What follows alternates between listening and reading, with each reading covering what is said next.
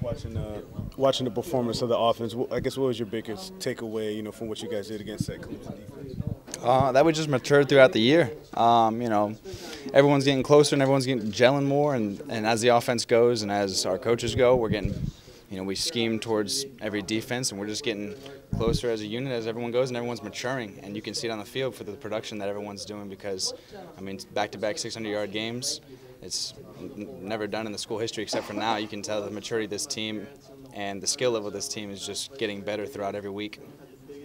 What did you see out of Jake on Saturday, and I guess was that the best you've seen him over his career so far?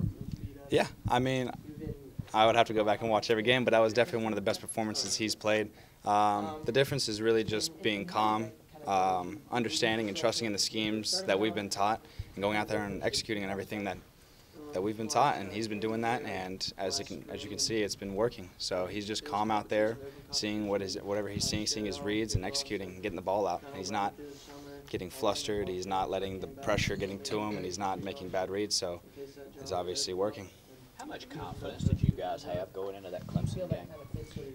We had all the confidence in the world. We know right now how our offense is rolling, and as a team, of course, we all have the confidence. But as our offense unit, because I'm an offensive player, you can just offensively, you can just tell. We know right now we are one of the best offenses in the nation. When we don't hurt ourselves, no one can stop us. That's our mentality. As we can see, when you go down in the field, we're executing at a high level right now, and it's hard for teams to stop us, but we need to continue to keep growing as a team and mature and continue to produce week in and week out. How would you compare Brian to the way Steve and Kirk did things in terms of building and running an offense? It's hard. I would say Coach McClendon is more built on the RPOs and taking more shots. Coach Roper, he was really good at schematics and teaching the game, but I would just say when it comes to taking shots and RPOs, I think they're a little bit different. I think BMAC stands more with going with RPOs and taking some more shots. Do you think his background as a wide receiver and a wide receivers coach affects the way he approaches the game? I would say so because he's really good at seeing DBs, their leverage, their techniques, how they play in certain coverages, coverage tails, and he can tell how to utilize our receivers to get open on certain coverages and certain players. How many route options do your guys have when they line up based on the coverage that they see? Is it always they're going to run one route, or how many different varieties might? It all changes. Yeah, it all changes depending on the play. So whatever the play call is, we know as an offensive scheme that whatever technique they get, depending on the play, that they're going to get open a certain way. Okay, so when Debo goes out there, he's going to run one route, but he might run it a variety of ways based on the coverage he sees. Potentially, depending on what play we have called and what leverage he gets. You mentioned Jake being calm on Saturday night. What about the week leading up to the game? The week leading up, same as every week. Me and him, we've talked, and the big thing that Coach has talked about is Tom Brady this year, and how Tom Brady takes every single play, every single series, whether it's 2 minute, every week, whoever the opponent is, he takes it the same. It's the same every single time. The approach, his mentality, everything, and so that's the big thing. Clemson week didn't change everything. It's just been how he's approached every week, and it's been with a mature level of understanding what to do and a mature level of understanding going through the week and performing at a high level. If you don't get 600 yards this week, is that going to be a disappointment? All we care about is getting the win. If we get 600, that's just a cherry on the top. How much has Dan contributed to the playbook and the play calling and the offensive design this year, do you think? I would say, I don't know, it's hard to say because we're not in the offensive staff meetings, but I would say he brings a good, a good knowledge of the game and how many plays, because he used to be an OC, so he's had a lot of plays in his repertoire. So I would say he probably brings a lot of plays to it, but they probably play off each other on certain routes and certain whatever it may be, certain formations. So I think he brings a good knowledge to the game. What has been your role in helping Jake get better over the past 4 or 5 weeks after he went through that kind of rough spot in the middle of the season? I don't know, just not letting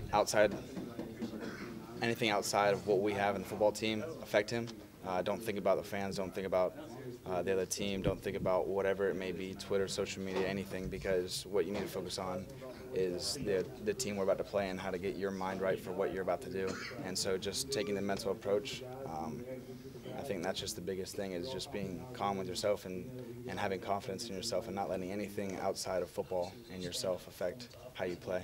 What does it mean to you guys to have another opportunity now, maybe guarantee a winning season, a better bowl, where this time of year usually, it's kind of dealing with the aftermath of the regular season? Yeah, well, it's awesome because, like Coach talked about it, this time next year, we want to be in the SEC championship game, and us preparing this extra week is almost like we're preparing for the SEC championship game. Now I know we're playing Akron, but we're going to treat it just like that because next year we expect ourselves to be there.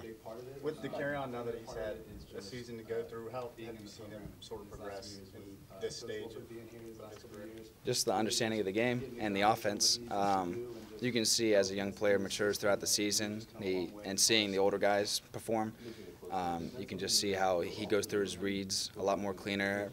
Seeing things, it's slowing down for him, so he can see players get open, see different coverages. So he's definitely matured as a player throughout this season, so it's going to be exciting to see how he matures over these next couple of years. A couple more questions, guys. Mike, sorry for even ask this, but just is it surreal at all getting ready to play your last game at Williams-Brice Stadium? I think it will be after, or in the moment.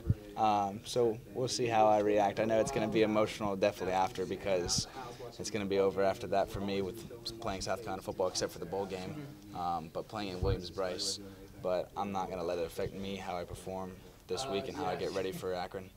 With Jay, is it sort of the same thing with the carry-on, even though he's got a year on him, I guess? Yeah, same thing. Just getting mature throughout the season and understanding and letting the game slow down. What kind of influence has Last question. Dan Werner had on this group this year, do you feel? Quarterbacks, I mean. I would definitely say confidence. Confidence is a big thing. You can see it throughout the whole QB room. Everyone is confident in their reads and having discernment when they're making a certain read and throwing the ball, just trusting yourself, and also trusting yourself when you're taking shots. He's been big on, when you have a shot, take it, but don't force anything. So he's helping us be smart with the ball, but also having more discernment when it comes to taking a shot.